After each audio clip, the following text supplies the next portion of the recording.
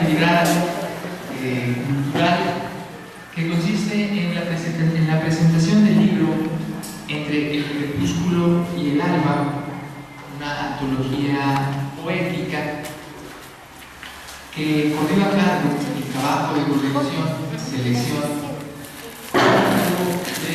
del maestro Julián Castorita Morán y también del trabajo importante de la maestra Ana Luisa Salas Carrillo.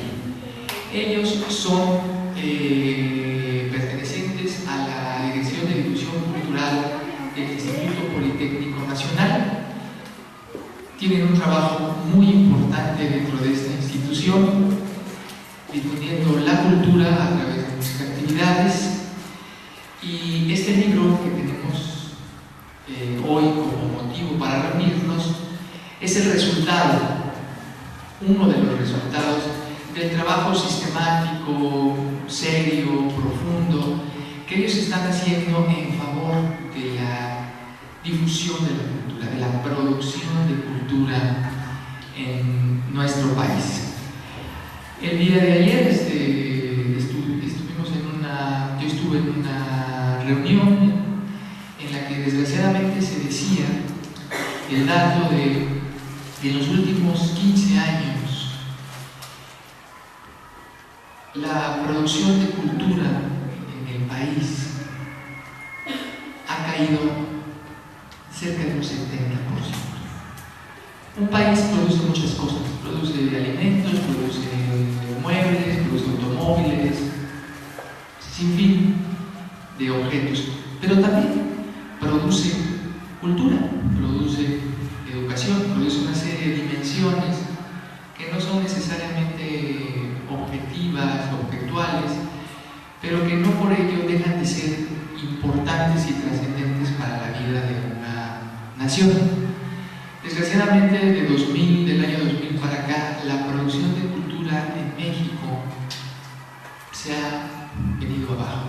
Y lo medían un poco por el número de editoriales que antes había en el país y que ahora se va reduciendo, el número de títulos, el número de espacios, de foros, de eventos, de lugar que tienen las actividades artísticas dentro de las currículas de las universidades, el presupuesto que se le da a las instituciones y a los centros dedicados a la difusión de cultura. La cultura en el país como un quehacer, como una producción, desgraciadamente está en crisis. Y eso se refleja de muchas maneras en la situación actual. Entonces, el trabajo que hacen en el Politécnico Nacional, el Departamento de Difusión, la Dirección de Difusión Cultural, se convierte en un trabajo más que estratégico y más que importante. Y todas las universidades tenemos un compromiso por mantener y por incentivar las manifestaciones artístico-culturales, no solamente de los miembros de sus propias comunidades, sino de las poblaciones y localidades en las cuales están ubicadas estas universidades. A nosotros, por ejemplo, es claro que como interventores educativos, como Universidad Pedagógica Nacional, somos un foco de cultura, de difusión cultural aquí en la región de Cuautla, del Oriente, de Morelos. El día de mañana vamos a participar en el desfile por la conmemoración del Plan de Ayala, lo cual es una actividad muy importante. Y esto entonces entronca y apuntala la labor que están haciendo ahorita el maestro poeta José Castorita y la maestra Julia Castorita y la maestra y poetisa Ana Luisa Salas. Entonces vamos a pasar a presentar con un poco más de pormenor quiénes son las dos personalidades que hoy hacen el honor de estar aquí con nosotros para compartirnos este libro. El maestro Julián Castorita Morán nació en la ciudad de Durango el 12 de marzo de 1952. Él es poeta, escritor, fotógrafo y pintor. Es miembro del consejo directivo del Taller de Gráfica Popular y autor de 2 libros de poesía y de la obra Lenguaje y Literatura en el Instituto Politécnico Nacional por parte de la Dirección de Publicaciones. Es maestro de creación literaria en el Instituto Politécnico Nacional y también imparte talleres y cursos de crítica literaria, autobiografía, narrativa y poesía en la Casa del Lago, allá en Chapultepec, en la Universidad Nacional Autónoma de México. Ha colaborado en varias revistas y suplementos culturales de circulación nacional e internacional, además de participar en conferencias y en la presentación de obras literarias y como autor de prólogos en distintas publicaciones. Igualmente, su obra aparece en diversas antologías dedicadas a poetas y escritores del país, y en esas antologías y en 2 antologías bilingües editadas en Italia. También por su preparación literaria se ha hecho acreedor a algunos reconocimientos. En la actualidad trabaja en la biografía del lingüista Arrigo Cohen Mitúa, un lingüista muy importante que trabajó muchos años en el Politécnico, recientemente fallecido, y esta biografía se encuentra ya en prensa. Y se encuentra en prensa, además de esta biografía, su poemario Sangre Migratoria. Obtuvo el premio del centenario de Manuel M. Ponce del concurso nacional de soneto clásico en 1982 en Zacatecas, y actualmente es presidente de la Academia, y también el presidente de la Academia Mexicana de la Lengua Española, Francisco Monterde, en 1979 le otorgó al maestro Julián una mención honorífica por su poemario Para cualquier hombre fugado en algún trapecio de la vida. Estas son una breve semblanza del maestro Julián Castruita. Le cedo la palabra. Bueno, pues yo les agradezco su participación aquí en este evento que tiene que ver con el lenguaje. Inicialmente me gustaría hacer una reflexión y decirles que muchas veces es importante confrontar un espíritu tradicionalista familiar, un primer punto de referencia a usos y costumbres, porque bajo ese espíritu tradicionalista quizá muchos de nosotros nos enfrentamos a la lectura o logramos tener una referencia bibliográfica. Yo les comentaré, mi padre fue abogado, yo tenía 2 años cuando él muere. Sí, no era un Emiliano Zapata, los felicito, pero mi padre fue líder campesino y fue cobardemente asesinado. Entonces un hermano de mi madre le estudiaba en Chapingo, y para que mi madre no se sienta tan triste, le mandó a los miserables de la carrera Pluma. Pero bueno, aparte de eso había libros en casa. Mi padre también era maestro de lo que luego de la universidad, porque los institutos científicos literarios se convirtieron en las universidades, y el Instituto Juárez, pues mi padre era maestro. Y pues muchas veces el espíritu familiar tradicionalista nos lleva por otros caminos, porque lo que nos empiezan a enseñar pues son una serie de cosas que tienen que ver con poetas muy tradicionalistas como Amado Nervo, Salvador Díaz Mirón, Manuel M. Flores, y algunos empezamos a escuchar, y de segunda o de tercera mano, algunas poesías que hasta nos aprendemos mal. Pero ese puede ser uno de nuestros primeros acercamientos con el lenguaje, y luego pueden haber libros por ahí y por allá que pueden ser algunos del abuelo, del padre. Yo me acuerdo que mi abuelo José, que en 1921 se había convertido en educador, en un educador altruista, porque enseñó a leer y escribir a gente de un pueblo que ahora es una ciudad. Pues no les cobró absolutamente nada, lo hacía con gusto, y porque existía la tradición de que la gente se enfrentara, se confrontara, se relacionara con el lenguaje. En los años 20 pues andaban en boga los libros de el pedagogo veracruzano de Eugenio Suizo, Enrique C. Repsamen, nacido en Jalapa, Veracruz. La Escuela Normal de Jalapa lleva el nombre de él. Afuera está el busto de Enrique C. Repsamen y lógicamente que los libros de él andaban de moda. El libro de los ejercicios de caligrafía, los libros de lectura, todo esto era muy importante, cómo aplicar bien en la escritura las palabras, porque entonces se dibujaban las palabras. Revisen ustedes su forma de escritura para que más o menos se vayan dando cuenta cómo escriben, si se entiende la letra o no se entiende.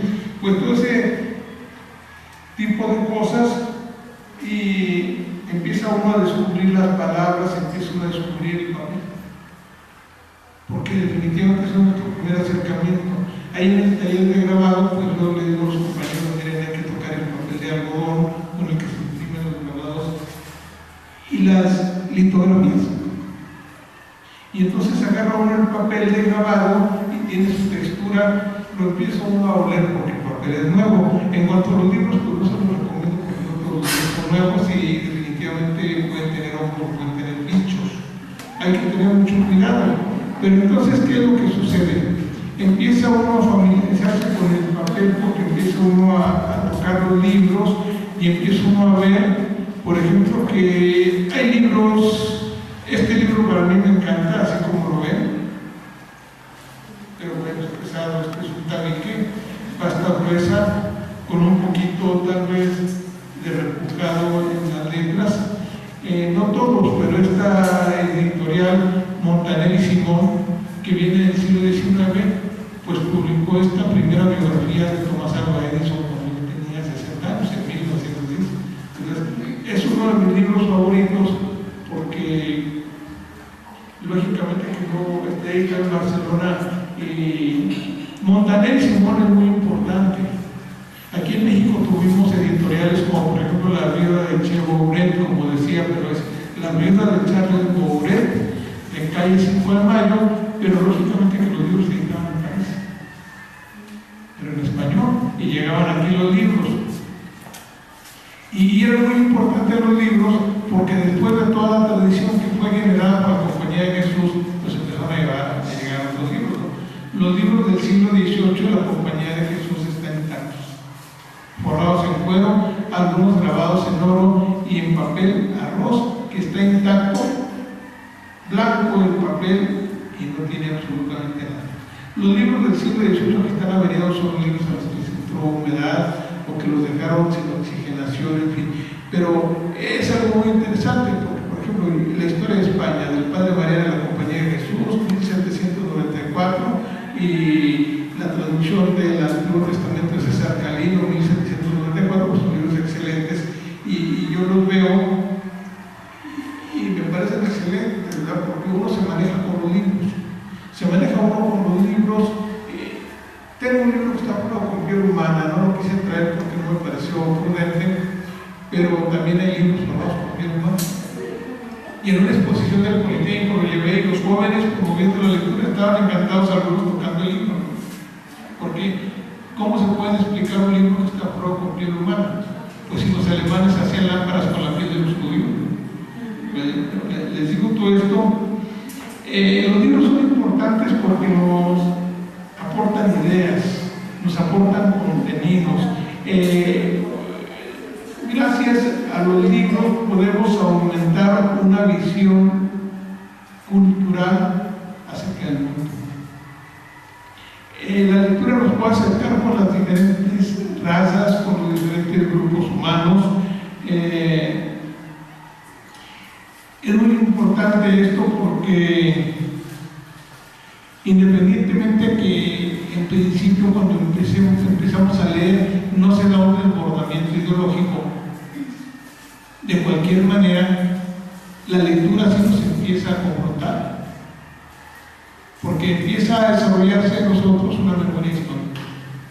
Muchas veces lo que no tenemos es una memoria histórica, ¿no? Y se nos van olvidando cosas que son muy importantes, como todo el proceso del gobierno de Benito Juárez, toda la etapa del liberalismo mexicano del siglo XIX, ¿verdad? Y cuando no vamos teniendo una memoria histórica, pues muchas veces no tenemos la posibilidad de ser críticos ante lo que está pasando actualmente en nuestro país. Y luego, pues definitivamente nos arropan las estadísticas y nos dicen que el primer lugar entre los países que no leen nada, que tienen el primer lugar en los países que no leen es Haití, pero el segundo lugar lo tiene México. Entonces es grave, ¿verdad?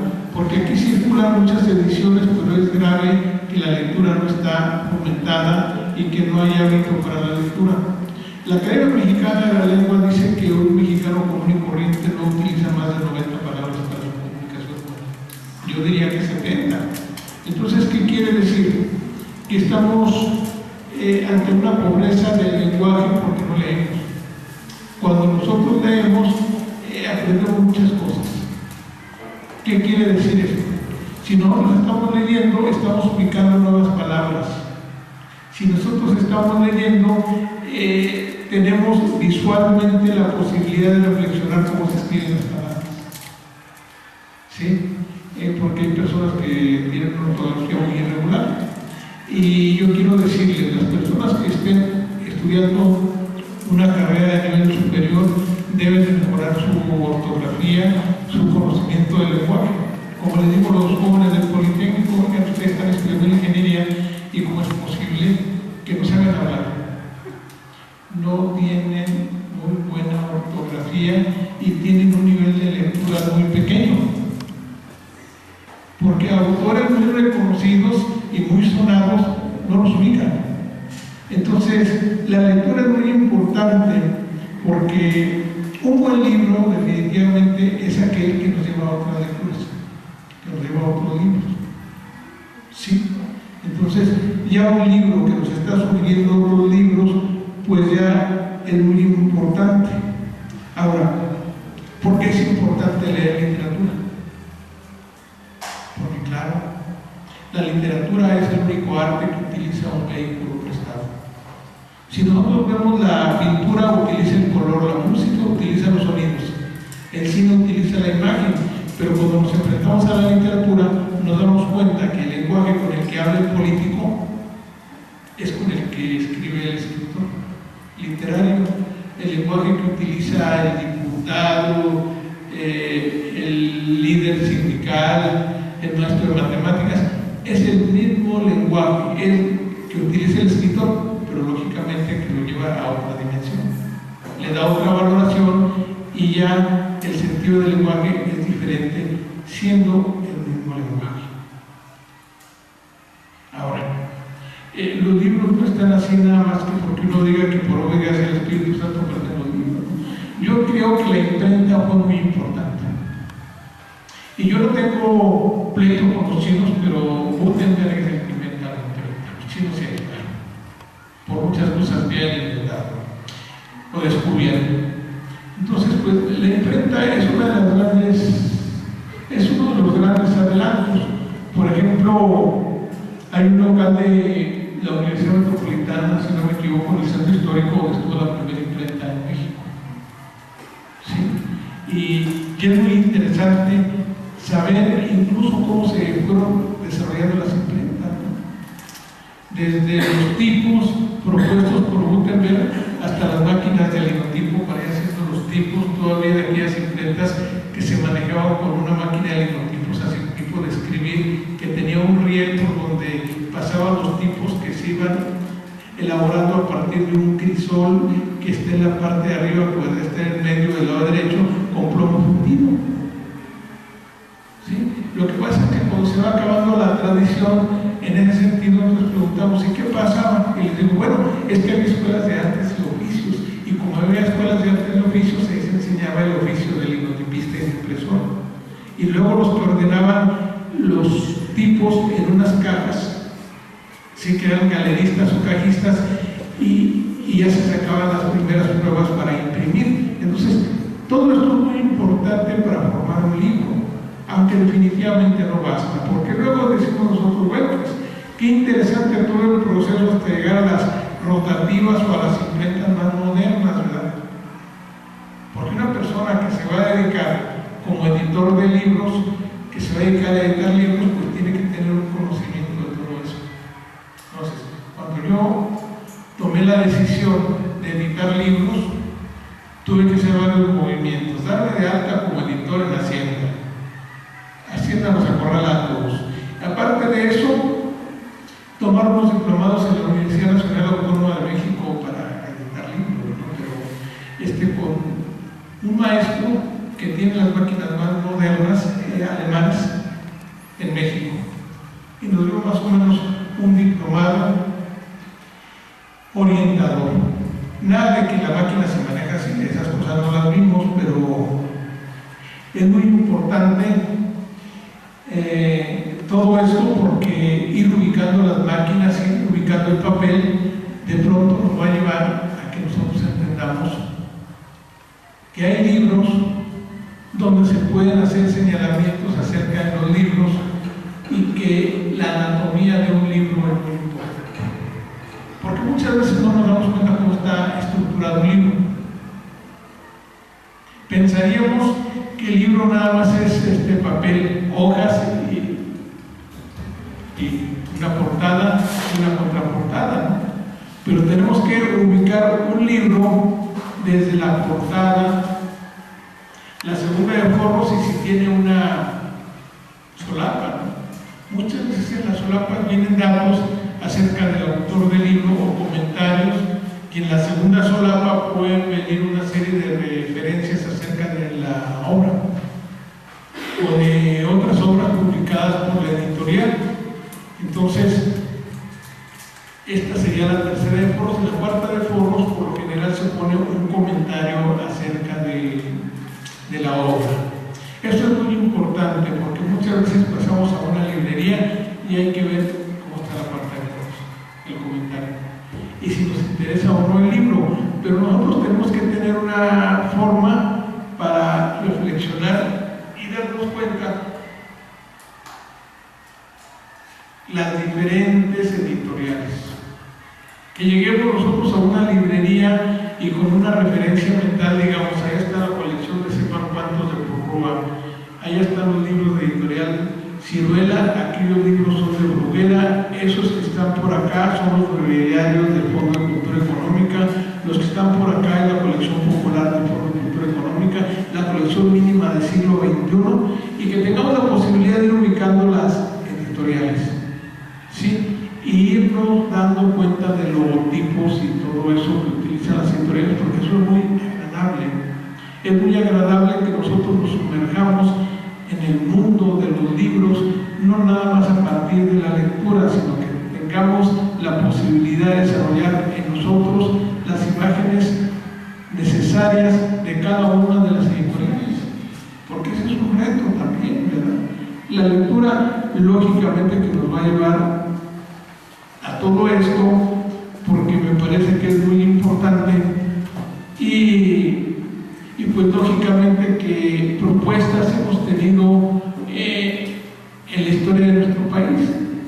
Lo que pasa es que durante el proceso de la Revolución Mexicana, bueno, desde finales del siglo XIX y hasta los años 20, pues queda un poco interrumpido en México la producción de libros, y nos teníamos que apoyar en libros que llegaban de Madrid, en libros que llegaban de Francia en español,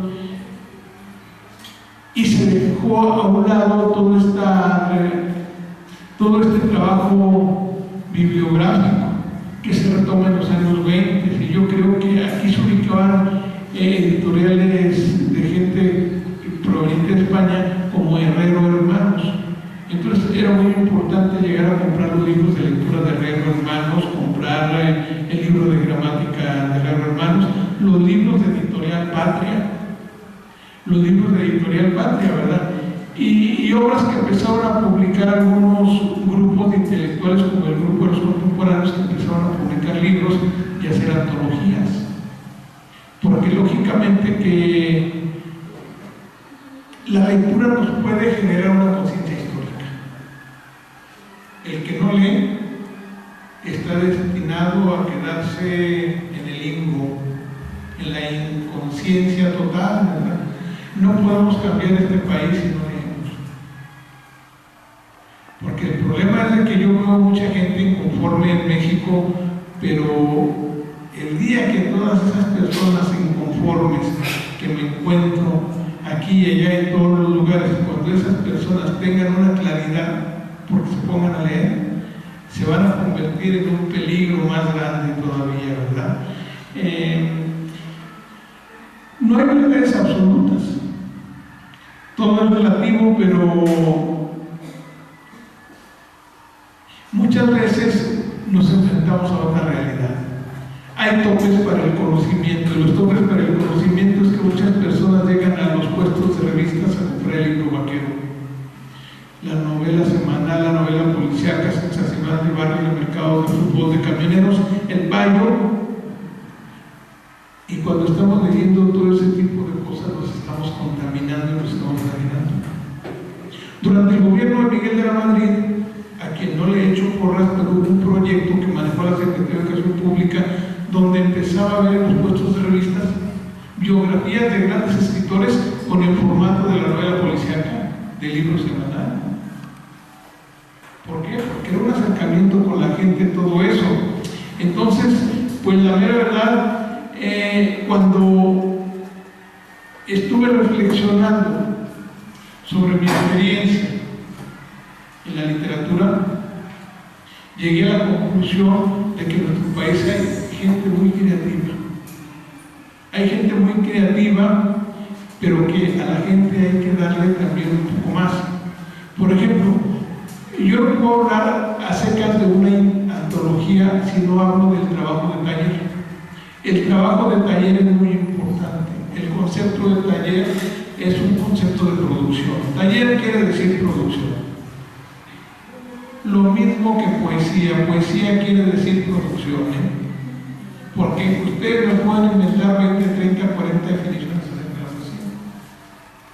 Es más, un presidente de la Academia Mexicana de la Lengua, don Carlos González Peña, decía en uno de sus libros: la poesía es la expresión bella de la palabra por medio del verso. Y si la poesía fuera la expresión bella de la palabra por medio del verso, entonces el poeta peruano César Vallejo no existe, porque era muy fatalista.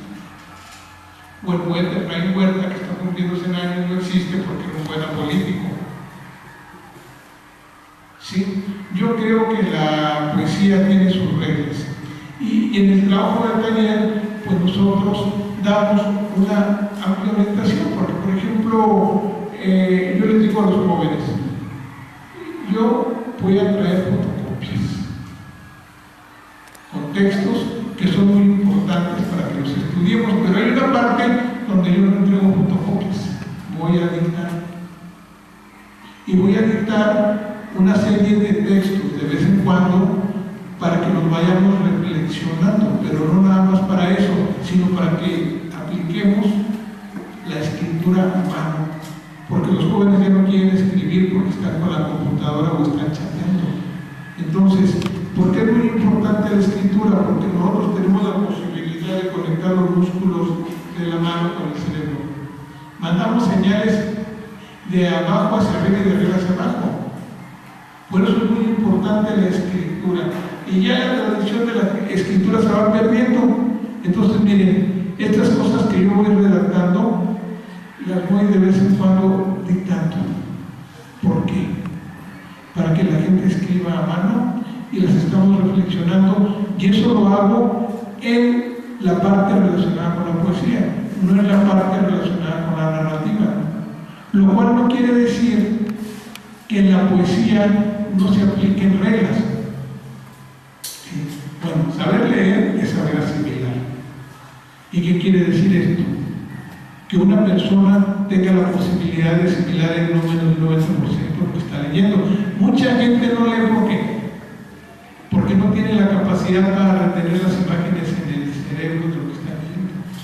¿Por qué? Porque no está acostumbrado a enfrentarse con el lenguaje, porque en realidad hay libros que para leerlos se necesita una competencia cultural más elevada. Entonces, ¿qué le he dicho a la persona?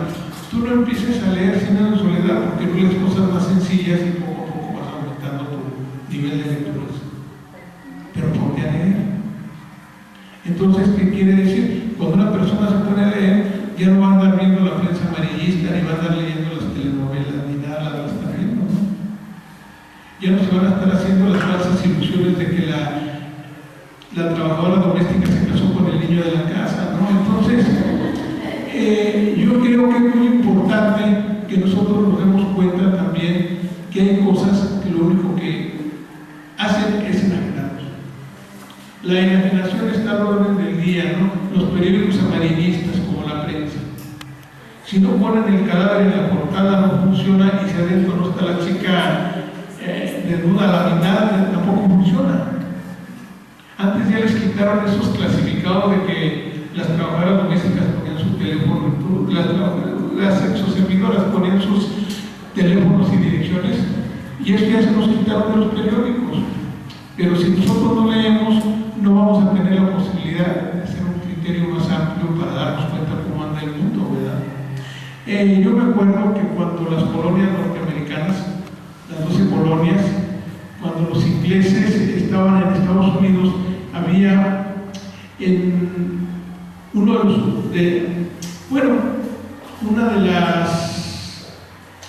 puertos, que era el de Nueva York, tenía ahí a su encargado, y lógicamente que el hijo y la hija de este señor pues lo tenían que acompañar a la oficina, pero lógicamente que la aduana él no los puede atender porque él está trabajando, y la niña se empeñaba a querer trabajar con su hermano, pero como el hermano era mayor, se aburría y no quería jugar con la niña.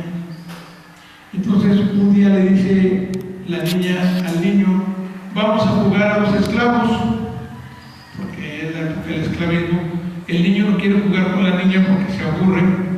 Tanto lo cansó la niña que le dijo: ándale pues, vamos a jugar a los esclavos, pero con una condición, de que el esclavo eres tú.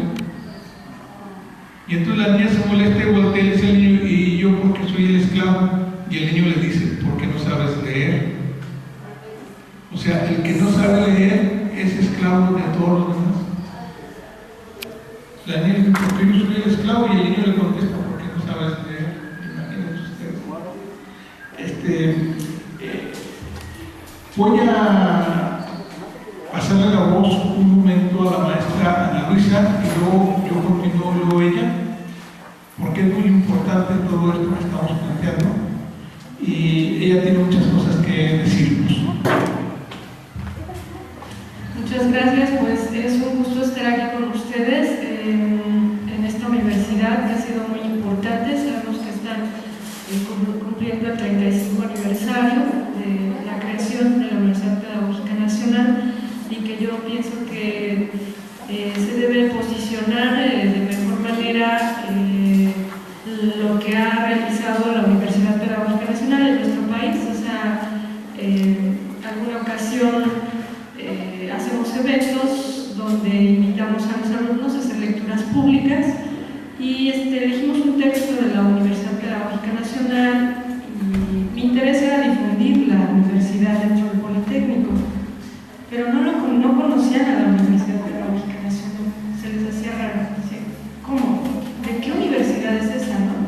O sea, hay como una cosa como de un microclima interno dentro de las propias instituciones que no nos permite mirar hacia afuera, ¿no? Y siendo que son pedagogos que ustedes nos han formado, o sea, desde las escuelas primarias, ¿no? Entonces hay como una desconexión histórica, como decía el maestro Julián, de nuestro origen y de a quienes les debemos, o sea, lo que somos y lo que han contribuido para nuestra formación, para estar a donde hemos podido llegar, ¿no? Entonces, a mí me parece muy importante dar ese reconocimiento público a la Universidad Pedagógica Nacional en ese sentido. Entonces, en el instituto ya lo hemos hecho y estamos muy agradecidos por su casa, por esta casa de estudios. Y algo muy padre que bueno, llegando aquí platicábamos contigo bueno, pues qué es lo que se enseña aquí, ¿no? Y es la intervención educativa, ¿no? Son las licenciaturas en intervención educativa. Y de alguna forma, no sé muy bien qué te parezca, pero yo creo que también hacemos lo mismo dentro de los talleres culturales, en específico de creación literaria, o sea, cómo la herramienta de la literatura nos sirve para la intervención educativa. O sea, es una herramienta dentro de muchas, pero que sí nos lleva a directamente los contextos de intimidad del alumno. O sea, en la poesía se muestra su situación emotiva, personal, su ubicación dentro del mundo. Entonces, para nosotros ha sido una herramienta transformadora y muy importante en el sentido de recuperar a los alumnos en su propia identidad de inicio, o sea, ya no nacional, sino su identidad como personas. Entonces, eso es un trabajo que debemos reconocerle al maestro Julián Castruita Morán, que ha dedicado toda su vida, a mí me consta, a ese ejercicio de restablecer el vínculo artístico del ser humano dentro de la institución educativa. O sea, ¿cómo nos vuelve poetas?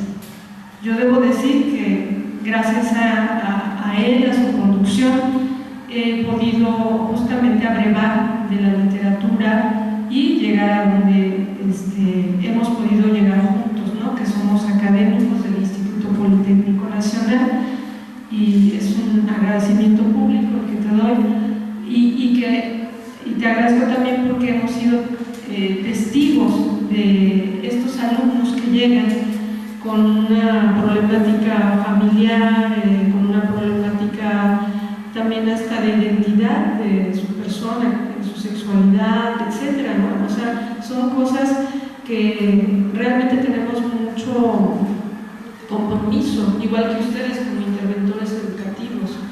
O sea, cómo llegas a los contextos a transformar y a educar y a restablecer y también a aportar, ¿no? Dentro de donde te toque trabajar, en la escuela o en alguna comunidad. Entonces, nosotros tenemos mucha empatía con lo que ustedes realizan y para eso también yo creo que yo les quiero invitar a que ustedes piensen cómo a través de la literatura pueden ustedes incidir en las comunidades educativas o comunidades cuando ya les toca estar fuera, ¿no? De escuela. O sea, la literatura, la novela, la poesía, el cuento, la historia, la memoria se vuelve muy importante para hacer un trabajo personal, como ya les comentaba, pero que posibilita al alumno, al estudiante, de un lenguaje, de una forma de escritura y también de una seguridad.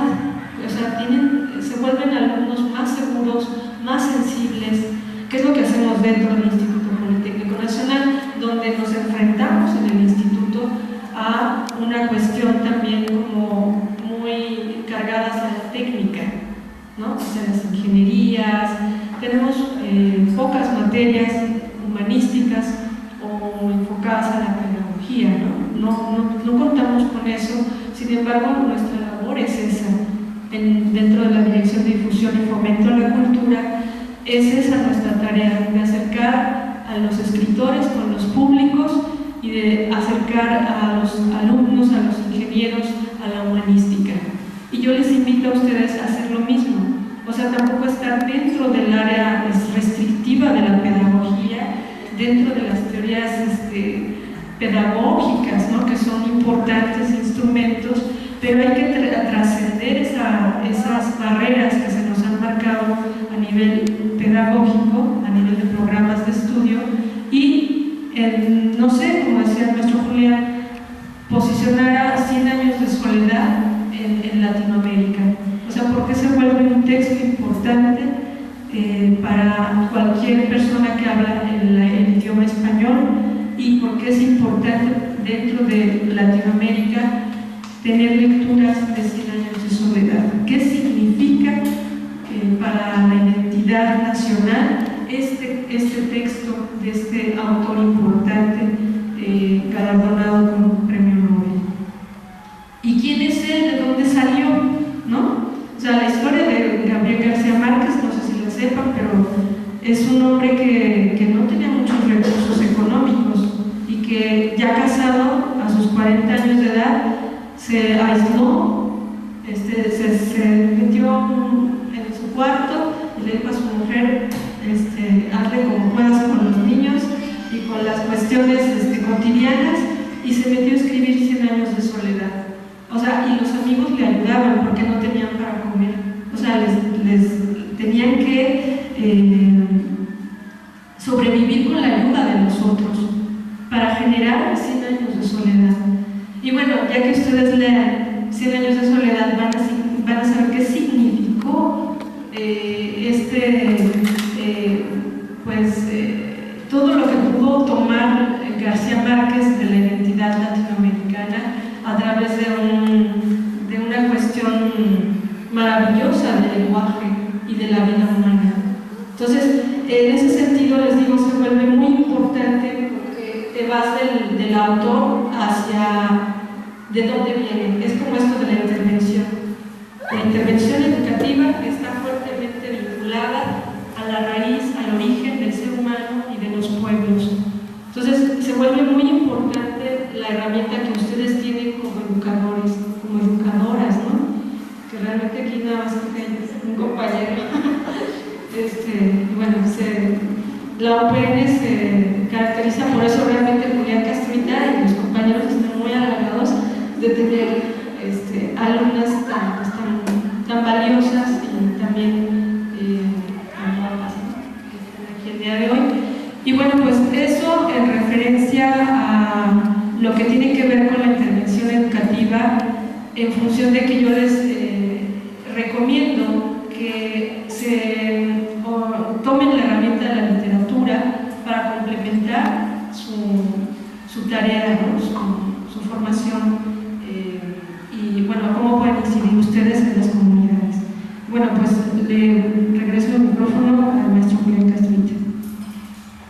Bueno, pues sí, miren, yo les hablaba de la anatomía del libro y desde que vemos el logo en la librería debe de crearnos un gusto. Por decir, yo quiero leer este libro, tiene una muy bonita presentación, estéticamente tiene una valoración, quiero ver el colofón porque quiero saber cuántos libros se publicaron, dónde está el lugar donde se imprimieron los libros.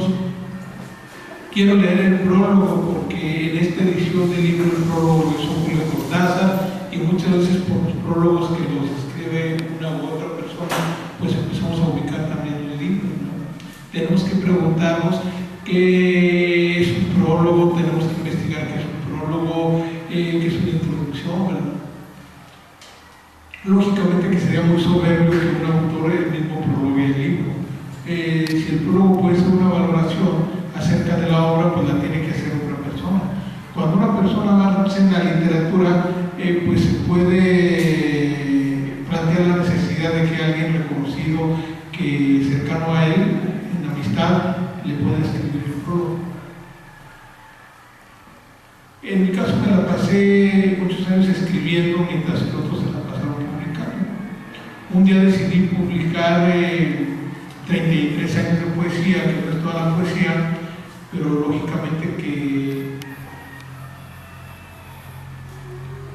el libro está casi por publicarse.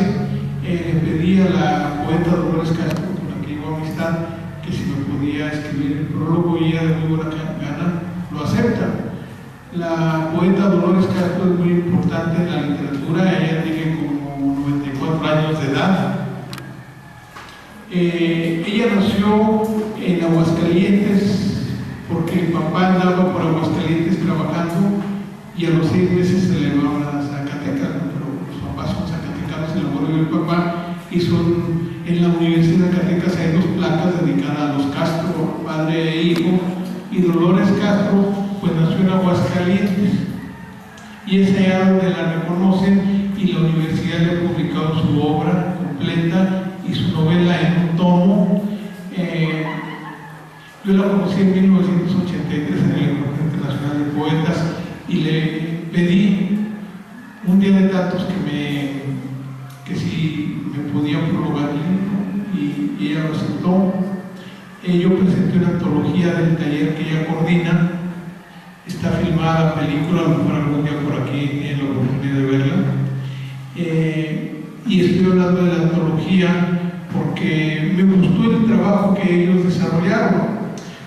entonces uno tiene que reflexionar qué representa una antología, porque un autor puede decir, voy a hacer una antología de mi obra, puede ser que dijera en su momento Gabriel García Márquez, que no se le ocurrió, no quiso, pero él pudo haber compilado lo mejor de sus cuentos en un tomo. O alguien lo puede hacer, ¿verdad? Compilar, antologar a un autor tan importante como Gabriel García Márquez, tratando de juntar lo que considere mejor de la obra de él. ¿Sí? En el caso del escritor Jorge Luis Borges, pues costaría un poquito más de trabajo, porque uno pudiera decir por qué el cuento La intrusa está en otro libro diferente al lugar donde está el cuento del sur, cuando más o menos están reflexionados sobre el mismo espacio geográfico. Entonces, pues definitivamente hacer un trabajo de antología no es fácil. ¿Por qué?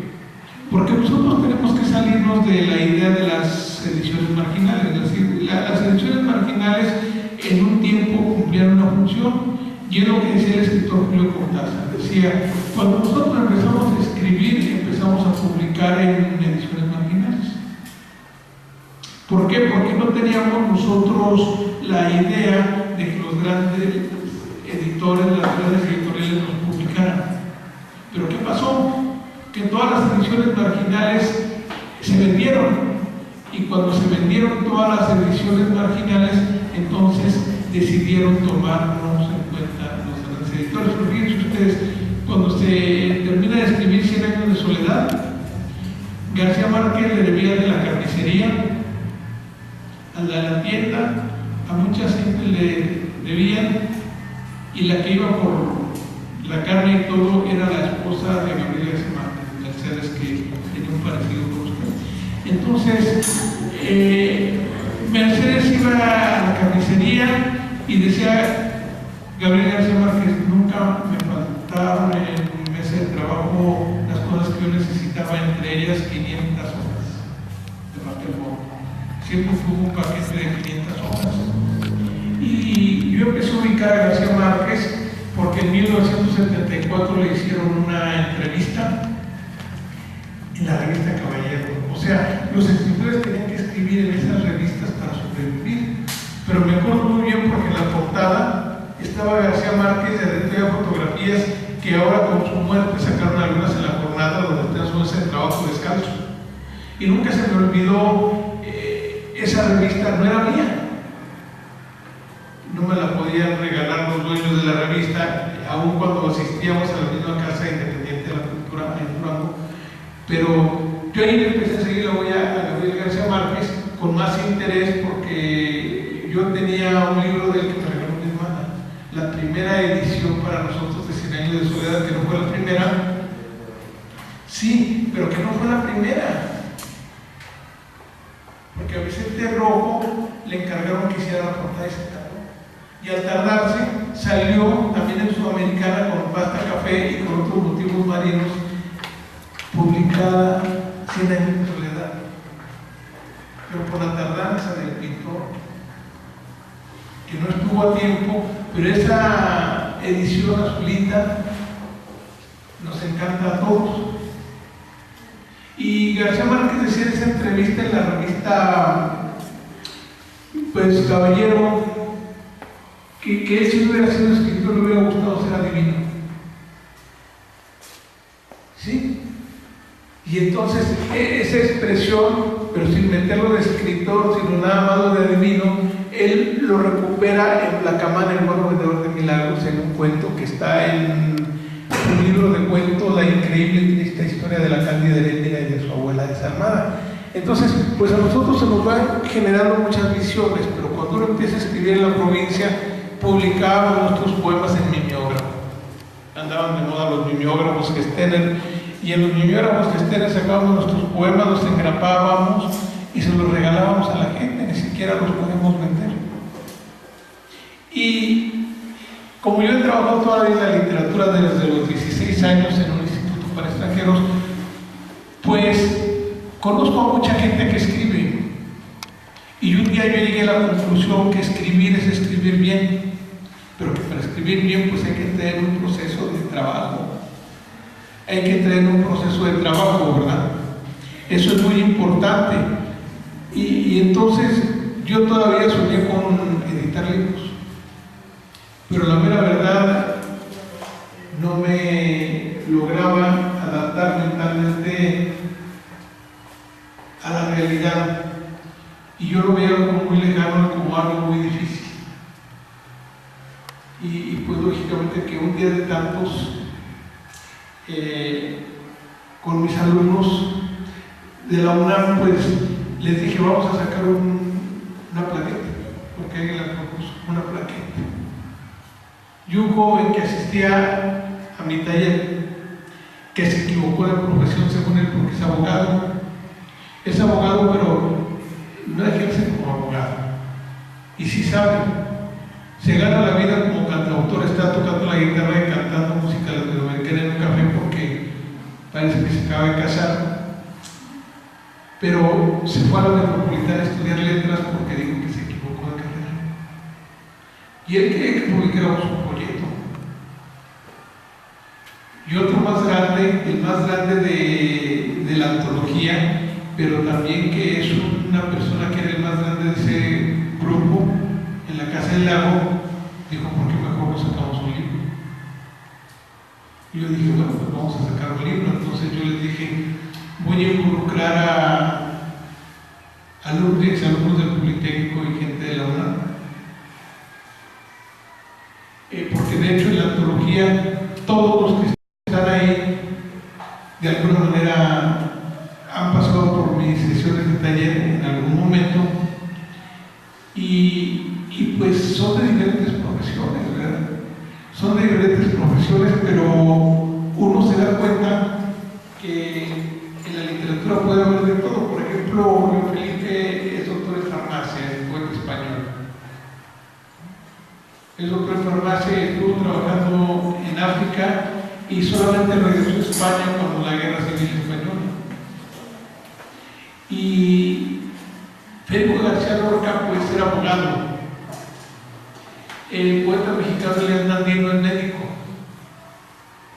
y todavía en el homenaje que le hicieron a algunos artistas pues llegó Raúl Anguiano, el pintor, y decía, no, pero cuando lo visitaba a veces le llevaba el grabadito del torerito o del patito y por eso le pagaba.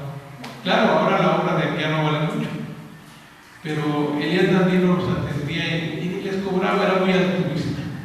Pero de diferentes profesiones son los poetas, al igual que en esta antología, porque esta antología, el mérito que tiene es que todos los que están aquí les interesa la literatura.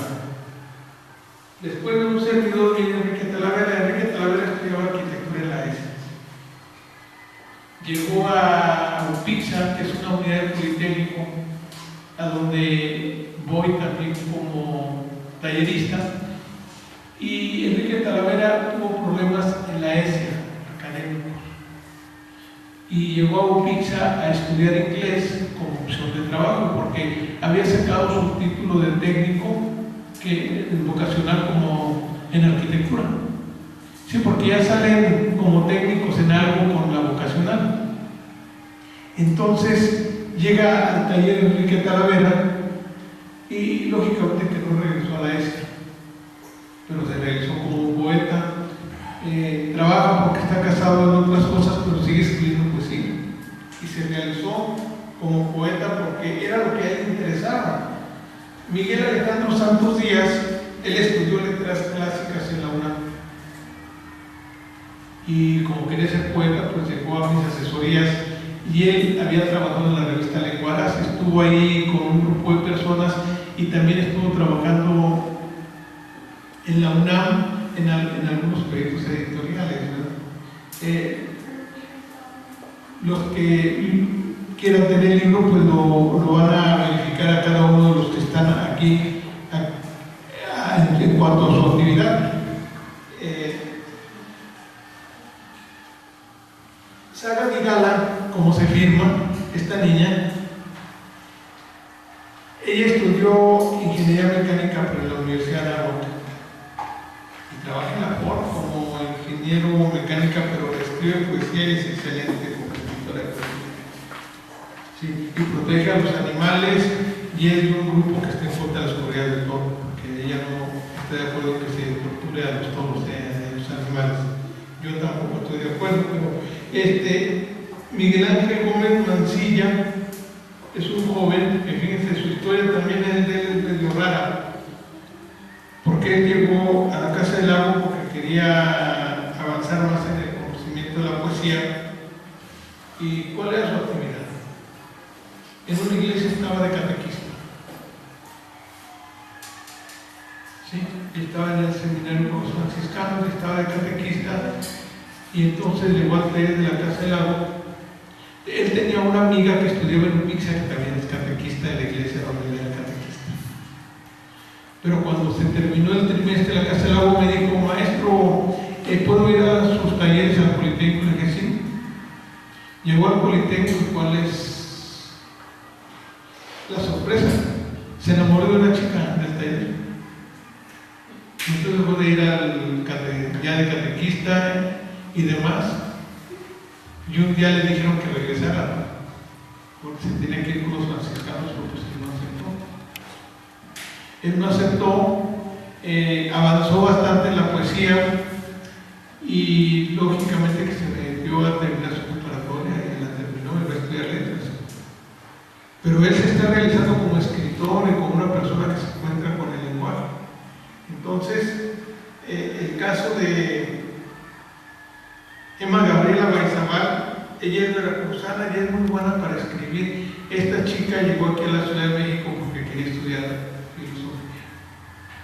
Nada más que pues erró el lugar porque se metió a la Universidad Panamericana con los de Locos de ahí. Pues casi le da una locura semántica, se salió y fue a mi taller de la Casa del Lago a afinar un poquito más la poesía, ¿no? Y no escribe mal esta chica, no escribe mal. Valentín Albarrán, él estaba en el Politécnico, de cariño le decíamos el Pumita. El mentado Pumita se dio cuenta que a él no se le daba el estudio formal, que se le daba más por su cuenta. Lo que sí quiero decir es que es muy buen poeta y muy buen narrador. Y él, a donde más asistió a mi taller fue a UPIXA, más que a la Escuela Superior de Ingeniería Eléctrica y Mecánica. Y durante mucho tiempo estuvo ahí y pues él quiere ser escritor. Y al igual que mucha gente, creo que lo va a lograr porque es de los que le meten muchas ganas. No es muy mal. Ahorita él ya está trabajando a nivel de coordinación de talleres. Y Elena Gil Hernández, a ella también la conozco muy bien. Yo he revisado, le he dado opiniones sobre su obra. Estuvo muy cercano a ella. Ella es arquitecta. Ella estudia la carrera de arquitectura en la UNAM. Estudia la carrera de arquitectura, pero también es pintora, es escritora y es poeta y es uruguaya. Y ella llegó a México porque, pues, lógicamente que pues los militares uruguayos fueron muy rudos con toda la gente que se organizaba y que no estaba de acuerdo con las dictaduras militares, y llegó a México como asilada política. Pero muy buena para escribir, Elena Gil. Incluso un libro de ella que ella lo publicó por su cuenta. Ella lo publicó por su cuenta, este libro. No tiene sello editorial. Ella lo publicó por su cuenta, yo se lo prorrogué porque me pidió que le prorrogara su libro. Por conducto del impresor de esta tecnología que organicé, el impresor que es egresor del Politécnico, que se llama Roberto Barrón Siller, me dijo: oye, tengo una amiga que me dice que si quieres prorrogar un libro. Bueno, si lo quieres prorrogar, sí. La visitamos, platicamos. Y ese fue el primer acercamiento con Elena Gil para estar revisando su obra. Y ella publicó su poemario Guiones del Karma, que, bueno, es es una obra que tiene también narrativa. Y lógicamente que Elena Gil forma parte de esta antología. Y Rocío Santamaría Rodríguez es una maestra de la UNAM que estudió psicología y que ha estado muy relacionada con los programas académicos de la UNAM. Ella también decidió tomar un taller y muy buena para escribir. Entonces, hay de diferentes profesiones, como se dan cuenta. José Gabriel Carrillo Sánchez, este chavo muy talentoso, fue mi alumno en la Escuela Superior de Cómputo del Politécnico, terminó su carrera, era cinta negra en karate. Y también tenía mucha facilidad para todo lo que es la pintura y el dibujo, y me lo llevé al taller de la gráfica popular, que es un taller que fundó Leopoldo Méndez en 1937, ahora nosotros lo heredamos, y entonces ahí me llevé a José Gabriel Carrillo, ahorita está en España, y está en el Círculo de Bellas Artes, en poesía y en pintura y en grabado. Y en pintura y en grabado está ahí, al ratito les hablo. Y entonces José Gabriel Carrillo se queda en España por lo pronto, escribe bien. Él me lo raro porque el otro iba a presentar un libro y me dijo que iba a ir vestido de karateca y hacer una